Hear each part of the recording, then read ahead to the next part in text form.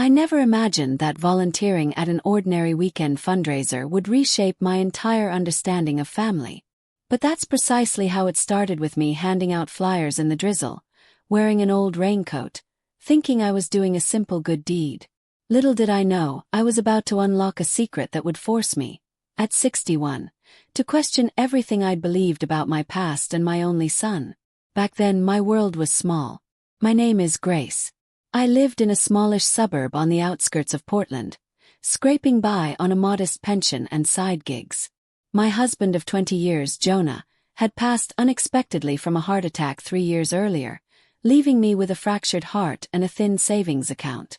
Our son, Evan, my pride and joy, was grown, living in the city with a big finance job that paid him enough to enjoy trendy lofts and fancy dinners. He never explicitly said it, but I sensed he was embarrassed by my frugal life, my battered car, the second-hand clothes I wore. I told myself it was just him being busy, forging his own path, and that one day we'd mend the distance that had formed after his father's death. That Saturday morning I was at the public library parking lot, part of a team collecting donations for a children's literacy program. I'd signed up because I believed wholeheartedly in the cause to give every child a chance to read and imagine, something Evan had once cherished as a boy. The sky hung low with clouds, a steady drizzle soaking our cardboard donation boxes.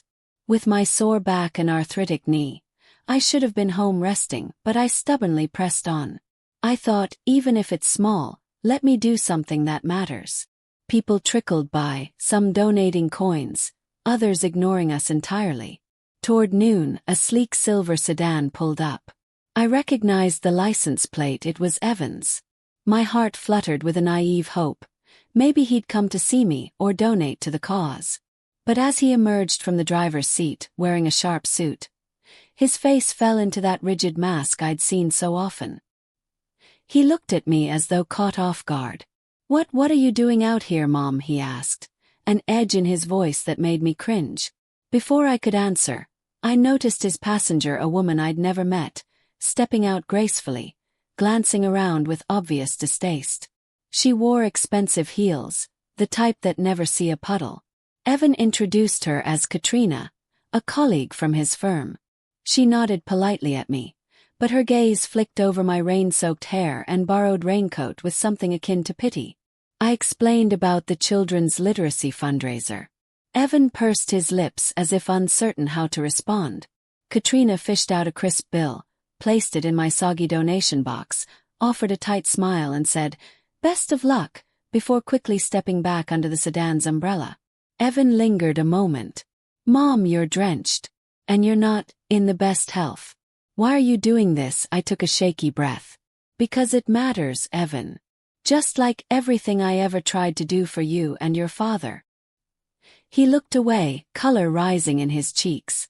Then he muttered, "I'll call you later," and hurried back to the car. The engine revved and they were gone. No donation from Evan, no warm embrace, just that swirl of tension and embarrassment. I told myself not to dwell on it. But that night, as I soaked my aching feet in warm water, my phone buzzed.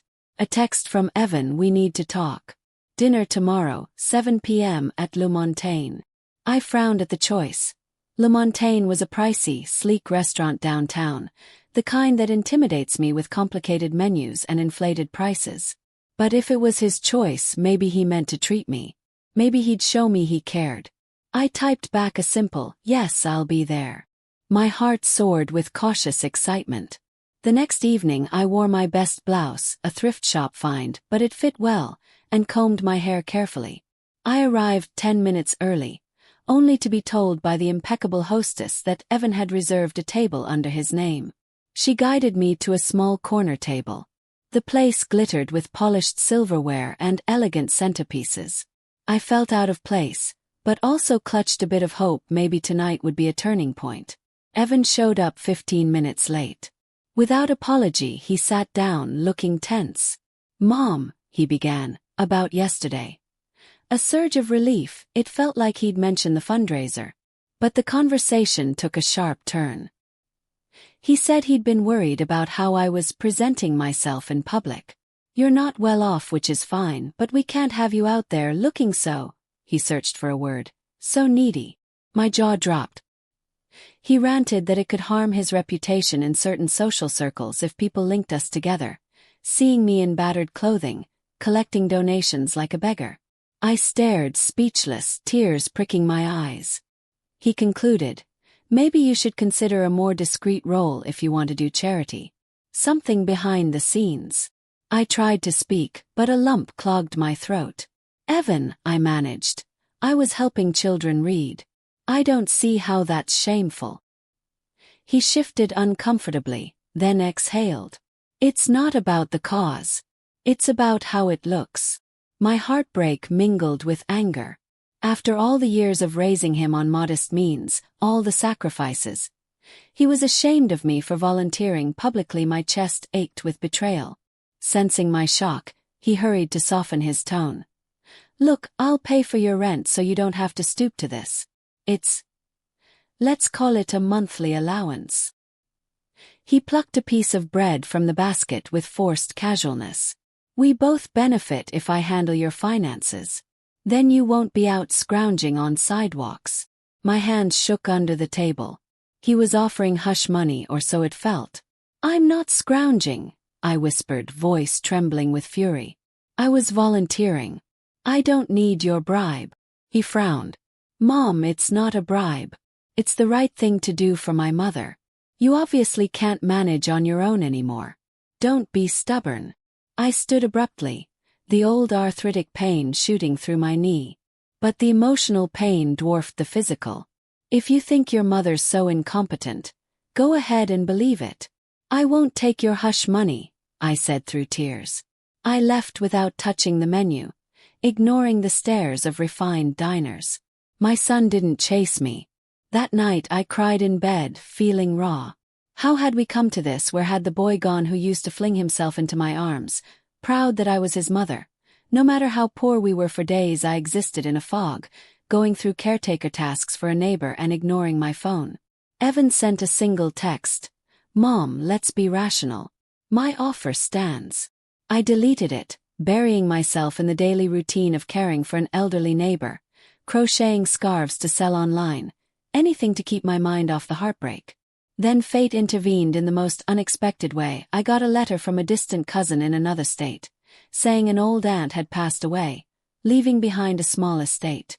Aunt Harriet, someone I'd barely known as a child. I'd visited her farm once at age 12.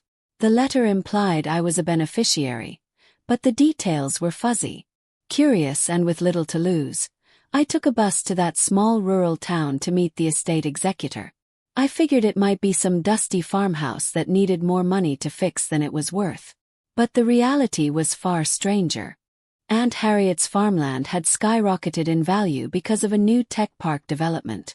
She'd left explicit instructions that I should inherit the land if I still held the spirit of generosity she once admired in me as a child. My eyes watered reading that phrase. The estate's executor explained that Harriet had followed my life from afar, proud of me for never compromising kindness for vanity. She'd drawn up the will decades ago, apparently. Now, the land was estimated to be worth around $600,000 if sold to the tech developer. A fortune beyond my wildest dreams. My heart pounded as I realized this inheritance could transform my life. I signed the papers, stunned. That night, I booked a cheap motel, stared at the legal documents, and let tears of relief and confusion flow. Should I keep the farmland, become a landowner, or sell it and secure a comfortable retirement? The next morning, I sat on a battered porch of the caretaker's cottage on Harriet's property, sipping coffee, absorbing the dawn. This was real. I quietly thanked Harriet's memory, vowing to use this gift responsibly. Returning home, I mulled over whether to tell Evan. A part of me, the maternal instinct, said, "He's your son. He might be proud or want to help manage it." Another part remembered his humiliating ultimatum, that I hide away or accept hush money. My phone buzzed. It was him, presumably checking if I'd reconsidered his allowance. I ignored the call. Weeks passed. I quietly pursued selling Harriet's land to the tech developer. They were eager, offering a lump sum near $600,000. We negotiated a bit, and I got them slightly higher, $620,000, pending final surveys. The day I signed the final contract, my hands trembled with a mixture of excitement and vindication. The woman who was considered a burden would soon hold enough money to never worry again. I could relocate, buy a small home near the ocean, maybe pursue the painting hobby I'd neglected for decades. But as the sale approached completion, news must have trickled to Evan somehow. Maybe he scanned property records or heard from an old cousin. One evening, he showed up at my door unexpectedly, wearing that nervous half-smile. I let him in uncertain. He glanced around my modest living room, the walls lined with crocheted blankets, the scuffed table. "Mom," he began carefully, "I'm sorry for how I spoke to you at the restaurant. That wasn't fair." I felt my heart soften slightly. "Thank you," I said, waiting to see where he'd go next. He launched into a story about how Valerie, the colleague I'd seen in the car, had left the firm, how he was up for a big promotion, but there were financial pressures. He avoided direct mention of Harriet's land until near the end, when he finally admitted he'd heard rumors. "So, is it true you might be coming into some property?" he asked, feigning casual interest. My stomach flipped with disappointment. Course, he was here for the money. I tried to keep calm. "Yes, Aunt Harriet left me some land. I plan to sell it soon." He nodded eagerly, eyes flicking with excitement. "That's amazing, Mom. We should talk about how best to invest. Maybe I can help manage it. My firm deals with asset portfolios." I cut him off softly. "I appreciate the offer, Evan, but I have it handled." He blinked, color rising in his cheeks. "You're new to large sums, Mom. Can be tricky. I wouldn't want you getting scammed. Let me take charge." I exhaled, a swirl of sadness and frustration roiling. "Evan, do you remember telling me I was a burden that I needed to hide in the background to save you embarrassment?" He grimaced, wincing as though I'd slapped him. "Look, I said I was sorry about that. I was stressed." Again I stopped him. "So you think an apology erases the pain?" My voice trembled. "I spent my life giving you everything, never once complaining I was embarrassed by you, even when you were a toddler throwing tantrums or a teenager skipping chores. But the moment you had wealth, you saw me as a liability." He tried to justify, saying I was old-fashioned or didn't understand modern social circles. Each word hammered my heart. Finally I asked, "Are you here because you genuinely regret it, or because you found out I'm about to have money?" His silence spoke volumes. Then, voice-tight, he insisted it was both. "I want a real relationship, Mom. But yes, I also worry you're going to get swindled." A bitter laugh escaped me. "I'm done letting people shame me. Harriet left me this gift because I never compromised my kindness or bent to arrogance. Can you say the same about yourself?" He bristled, tears forming behind anger. "So what, you're shutting me out? I'm your son." My tears welled too. "I never wanted to shut you out, but you shut me out first. If you truly want a relationship, show me through actions, not just talk or a plan to manage my money." He left, eyes blazing with conflicting emotions. The next weeks were a swirl of finalizing Harriet's land sale, signing documents. Soon $620,000, minus fees, settled into my bank account, a sum I'd never dared imagine. And Evan, he texted sporadically, switching between mild apologies and demands that we coordinate finances. I steeled myself, refusing to be guilt-tripped. For a while, it seemed we were at an impasse. With the money, I purchased a small cottage by the coast, about an hour from my caretaker job. I decided I'd keep the caretaker role part-time. I enjoyed helping the elderly neighbor, but now I had enough to live without fear. I also set aside a chunk for charity, particularly that children's literacy program, because Harriet believed in my generosity, and I refused to let her down. Something about that donation felt like the perfect circle for me, standing in the drizzle collecting coins, to me writing a sizable check that would transform the program's reach. The day I told the literacy program about my donation, the director embraced me with tears. "This changes everything," she whispered. We can expand to 3 more schools. I felt Lily would have been proud. As for Evan, I heard from acquaintances that he was furious I'd poured his rightful money into a public charity. The arrogance of that phrase stung. But I refused to regret it. Harriet's note said it best. Generosity isn't generosity if it only benefits family. One foggy evening, while I was painting the ocean sunset from my new cottage window, headlights flashed in my driveway. My phone buzzed. Evan's name lit up. With a weary sigh, I answered. Yes, he asked if I could meet him outside. I found him leaning on a sleek sports car, the kind financed on credit, I guessed. He was shivering slightly in the coastal chill, an unspoken vulnerability in his posture. He spoke with forced calm. "Mom, can I come inside?" I nodded, stepping aside. The smell of salt air followed us in. Inside, he seemed uneasy among my modest furnishings, the crocheted blankets, my half-finished painting of crashing waves. Finally he said, "I wanted to see how you're living. Thought you'd be in a mansion by now, with that money." Shrugged. "I prefer simple peace. This is enough." A flicker of confusion crossed his face. He paced, then turned, frustration creeping into his tone.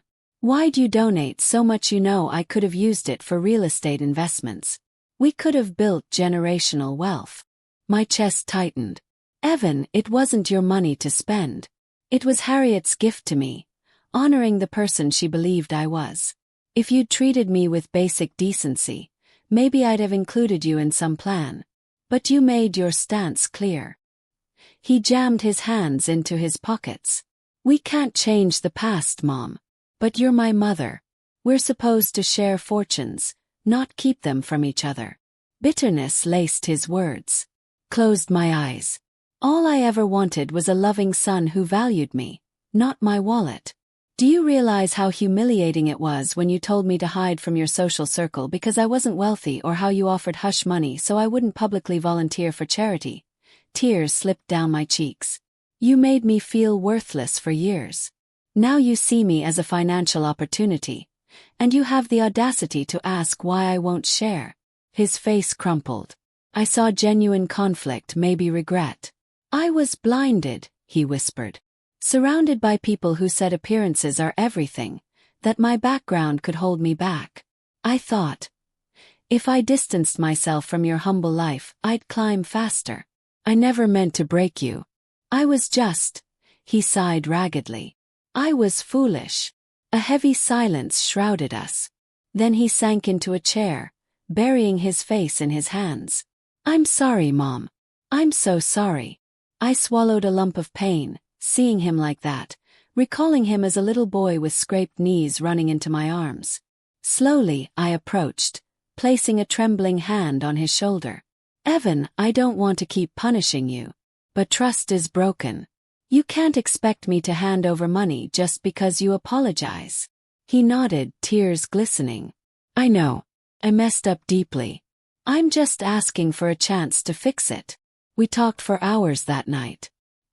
He told me about job insecurities, the fear of going broke if his firm cut him off, the anxiety of not matching his wealthy peers. I told him about the years of loneliness, how I'd craved a simple phone call or a genuine visit. He left around midnight, having asked for no money for once, only a chance to see me more often to show he could change. I said I'd consider it. And that's how the slow thaw began. Over the next months, he'd call regularly, dropping by on weekends. We'd walk along the shore, swapping stories of the old days. He'd mention regrets, like missing the chance to share my 60th birthday, or how he'd let Mark's circle overshadow the mother who raised him. Bit by bit, I felt a layer of sincerity I'd never experienced from him as an adult. One pivotal moment arrived when a local fundraiser for literacy posted a new campaign, this time aiming to fund a mobile library. Evan saw the announcement on social media and asked if he could help. My eyes misted with emotion as he joined me at a community center, humbly collecting donations. At first, he was stiff, glancing around as if worried someone from his past might see him. But soon he relaxed, greeting donors with warmth. By the end of the day, he was smiling at me, sweat on his brow. "It actually feels good, Mom," he admitted quietly. "Helping instead of worrying about how it looks." I realized that was the moment I'd needed to see not a forced apology, but an action that represented a genuine shift in priorities. That night, over hot chocolate in my cottage, I told him I'd do something for him if he stayed on this path of sincerity. He listened, eyes hopeful. I explained that I'd bequeath half my leftover inheritance to him eventually, on the condition that I never again be called a burden or treated like an eyesore. If he wanted me to remain in his life, it'd be as an equal, a valued parent, not a source of embarrassment. He broke down, tears trembling in his lashes, whispering, "I promise, Mom. I promise." And so we found our uneasy but hopeful equilibrium. Evan sold his sports car, opting for a simpler model. He started saving more, joined me on volunteer weekends. The tension from the old days slowly ebbed. Did we have rough patches? Of course. Sometimes he slipped into old habits, subtly criticizing my simplistic ways, or cringing if a wealthy associate popped by unexpectedly. But each time he caught himself and apologized, a sign that growth, however messy, was real. As for me, at 63, I discovered a peace I'd never thought possible. I maintained my caretaker role lightly. My elderly neighbor insisted she enjoyed my company, dedicated hours to painting seascapes, and spent weekends with the literacy program. My life was modest, no longer overshadowed by fear or heartbreak. Harriet's generosity ensured I'd never worry about rent again. And in time, I realized her final gift wasn't just money, but a chance to reclaim my dignity and reintroduce it into my fractured relationship with Evan. Now, a year later, I sit on my porch, gazing at the waves, recalling the day Evan first found me in the rain, collecting for charity, and acted ashamed. We've come so far since then. He's traveling down this weekend with a trunk full of donated books for our mobile library. We plan to spend Saturday driving around local neighborhoods, handing out free reading material. He texted me this morning, "Mom, excited to see you. Can't wait to help more kids discover reading." A genuine spark of care brightens his words. People ask if I regret the tears, the humiliations, the decades I sacrificed for someone who once treated me so poorly. My answer is complicated. I regret the pain but not the love I gave. And while I can't erase the heartbreak, I appreciate this second chance we stumbled upon. Sometimes a child grows after seeing how close they came to losing their parent forever. We discovered that pride or illusions of wealth can vanish in an instant, exposing who we really are. If it leads a person to become more humane, maybe that heartbreak had meaning. So here I am, painting the horizon as seagulls cry overhead, waiting for the sound of Evan's car crunching up my gravel driveway. I'll greet him with a warm hug, hopefully as mother and son who finally understand each other. Because life, I've learned, is too short to cling to bitterness. And even if the journey is painful, it can still lead to a quiet redemption that's worth every tear. That's my story. Long, winding, fraught with betrayal but ending in an unexpected renewal. And if someone out there listening finds themselves cast aside by the person they gave everything to, remember it may feel like the end, but sometimes the greatest transformations come after heartbreak. Just stay true to your worth. Like Harriet once said in her will, never compromise your heart for another's vanity. If they truly love you, they'll come around in time. And if they don't, you'll still have yourself, the best companion you'll ever need.